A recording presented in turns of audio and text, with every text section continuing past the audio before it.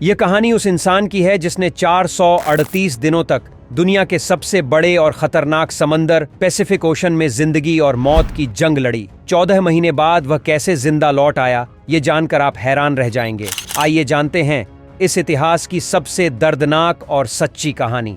2012 जोस Salvador नाम का एक मछुआरा जो मेक्सिको के एक गांव कोस्टा अजू में रहता था। 17 नवंबर 2012 में जोस और उसका एक साथी मिलकर फिशिंग करने निकलते हैं। रोज की तरह अपनी 7 फुट की छोटी सी बोट पर ज्यादा दूर जाकर मछली नहीं पकड़ सकते थे, क्योंकि बोट बहुत छोटी थी, जिस पर एक इंजन और एक ही फ्रिज था।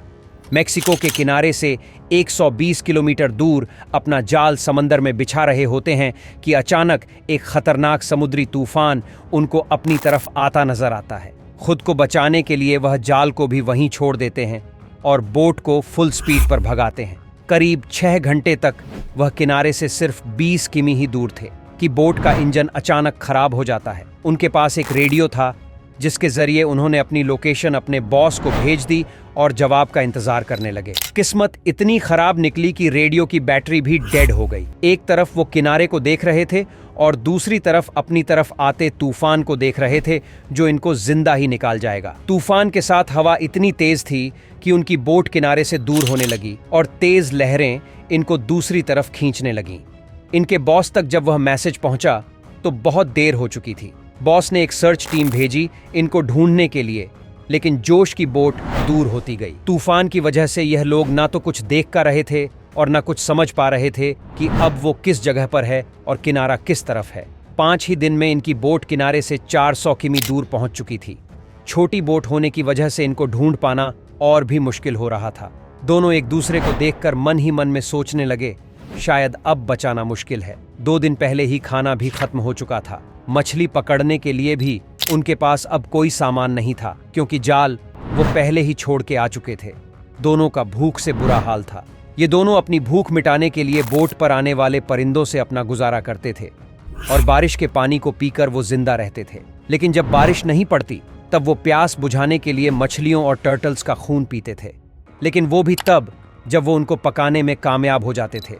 दिन गुजरते गए और ये दोनों इतने मेंटल टॉर्चर से गुजर रहे थे कि जो उसका साथी बर्दाश्त ना कर सका और 4 महीनों के बाद उसने सुसाइड कर लिया। और अब बोट पर सिर्फ जोस अकेला था और उसके चारों तरफ पानी ही पानी था, जो सोचने लगा कि शायद मेरी किस्मत में मरना ही लिखा है।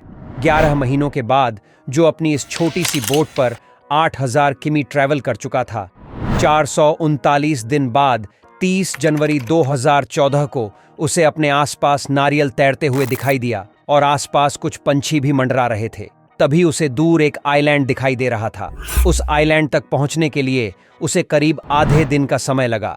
जैसे ही बोट उस आइलैंड के करीब पहुंचा, दरअसल इस आइलैंड को एयरबोर्न अटॉर्नी कहा जाता है, जो कि दुनिया का सबसे छोटा आइलैंड है, जो उसको एक घर दिखाई दिया।